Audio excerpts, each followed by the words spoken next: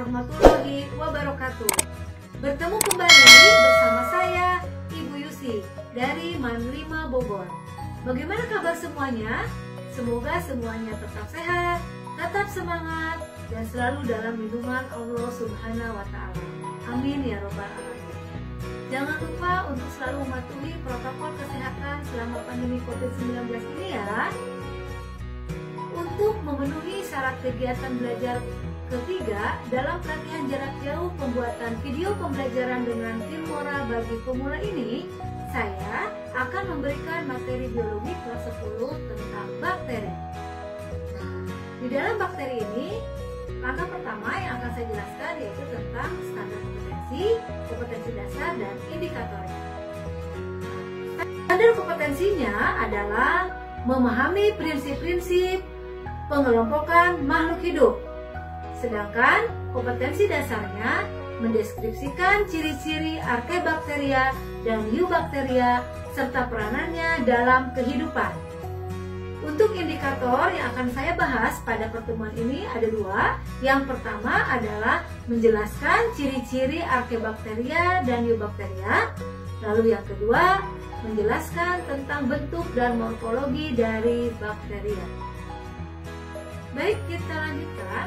Bakteri, sebelum kita membahas lebih jauh, kita lihat dulu bagaimana ciri-cirinya, lalu yang kedua morfologi dan bentuknya. Sahabat Eduma, pasti kita semua sadar bahwa di lingkungan sekitar kita banyak terdapat bakteri, meskipun kita tidak dapat melihatnya secara langsung. Tahukah sahabat Eduma bahwa bakteri merupakan bagian dari Kingdom Monera, yaitu suatu kerajaan dari makhluk hidup bersel tunggal yang bersifat prokariotik. Nah, istilah Monera ini berasal dari bahasa Yunani, yang artinya berasal dari kata moneres, artinya tunggal. Mengapa suatu organisme dikelompokkan ke dalam suatu bakteri? Nah, jika kita ingin tahu, oleh karena itu, sahabat Eduma semua, kita perlu mempelajari tentang karakteristik dari bakteri. Nah, bagaimana karakteristik dari bakteri itu? Baik, kita lihat. Yang pertama, bakteri itu bersifat uniseluler, artinya bersel tunggal.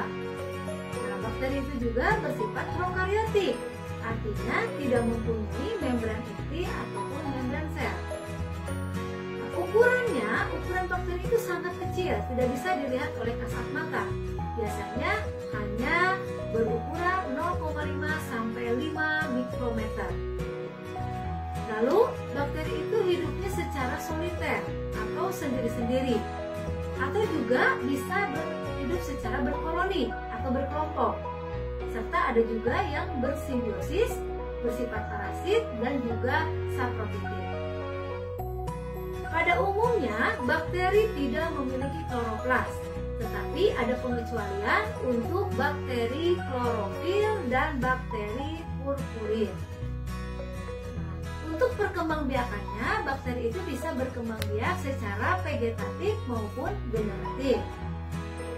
Cara hidupnya, bakteri ini bersifat kosmopolit, artinya dapat hidup dan ditemukan di mana saja. Nah, itu tadi karakteristik atau ciri-ciri dari bakteri.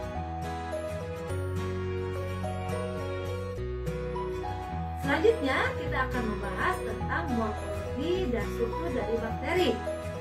Bagaimana struktur dari bakteri itu? Nah, kita lihat yang pertama ada dinding sel.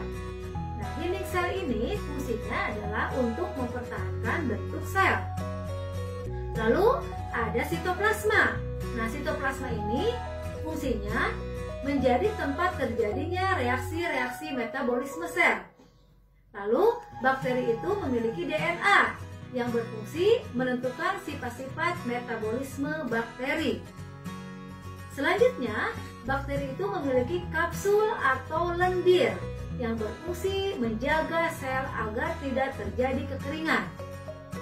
Lalu ada pilus atau fimbria yang berfungsi mendukung bakteri yang menempel pada suatu medium tempat hidupnya. Selanjutnya ada mesosom yang menerima DNA ketika saat konjugasi. Sebagai alat geraknya, bakteri itu memiliki flagella. Selain itu juga, bakteri memiliki granula dan vakuola gas yang berfungsi sebagai tempat menyimpan cadangan makanan. Lalu ada klorosom yang fungsinya untuk memfotosintesis yang hanya terdapat pada bakteri-bakteri fotosintetik. Selanjutnya ada ribosom yang berfungsi sebagai tempat sintesis protein. Lalu ada membran plasma yang berfungsi melapisi sitoplasma. Nah, itulah tadi bentuk-bentuk dari morfologi bakteri serta fungsinya. Selanjutnya kita lihat bentuk-bentuk bakteri. Nah, bentuk-bentuk bakteri yang pertama ada yang berbentuk bulat atau kokus. Yang akan dibagi menjadi yang pertama adalah monokokus. Yang monokokus ini artinya bakteri bentuk bulat yang terdiri dari satu atau soliter. Lalu ada yang disebut dengan diplococcus, artinya dua bakteri bulat atau sepasang yang berdekatan. Nah, lalu yang ketiga ada yang disebut dengan tetracoccus, artinya 4 bakteri yang berbentuk bulat. Kalau bakteri itu ada 8 dan berdekatan maka disebut dengan sarcina. Nah, selanjutnya ada juga disebut dengan streptococcus, artinya itu bakteri berbentuk seperti rantai. Dan yang terakhir untuk yang berbentuk bulat ada yang disebut dengan staphylococcus, yaitu bentuk bakteri yang berbentuk seperti anggur. Nah, bentuk bakteri yang selanjutnya adalah yang berbentuk batang atau disebut dengan bacillus. Terdiri dari yang pertama adalah monobacillus, yaitu satu bakteri yang berbentuk batang. Lalu ada diplobacillus, yaitu dua bakteri yang berbentuk batang. Kemudian ada streptobacillus, ya, jika bakteri itu berbentuk seperti rantai. Selanjutnya ada penggolongan bakteri berdasarkan alat geraknya yang dibagi menjadi 5 bentuk. Yang pertama ada Leukotricht, yaitu bentuk bakteri yang memiliki banyak flagel yang melekat pada salah satu ujung selnya. Lalu yang kedua ada Amphitrich, yaitu bentuk bakteri yang satu flagella melekat pada kedua ujung selnya. Selanjutnya ada Peritrich, yaitu suatu bakteri yang memiliki banyak flagella yang tersebar di beberapa lokasi permukaan sel. Dan yang terakhir ada Atrich, yaitu bakteri yang tidak memiliki flagella. Nah, biasanya golongan ini jarang disertakan. Nah, sahabat Eduma, itulah tadi pembelajaran kita mengenai pengenalan bakteri, ciri-ciri bakteri, morfologi, struktur bakteri, serta bentuk bakteri. Mudah-mudahan dapat bermanfaat untuk semua ya sahabat Eduma. Akhir kata, sebelum kita tutup, saya ucapkan terima kasih banyak kepada para master Eduma, utamanya kepada Master Yoga, kepada Master Bapak Eti Mutawasid yang telah berbagi ilmu atau pengetahuan baru dan membimbing kami dengan penuh kesabaran. Semoga apa yang telah Master lakukan mendapat balasan yang setimpal dari Allah Subhanahu wa Ta'ala. Amin ya Rabbal Alamin.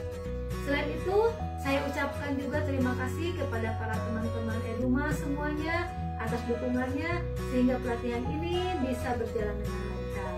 Amin, amin ya Rabbal Alamin. Semoga ilmu yang sudah didapatkan dari pembelajaran jarak jauh pembuatan video pembelajaran Filmora ini bisa bermanfaat dan dapat digunakan dalam memberikan pembelajaran kepada peserta didik kita semua. Akhir kata, wassalamualaikum warahmatullahi wabarakatuh.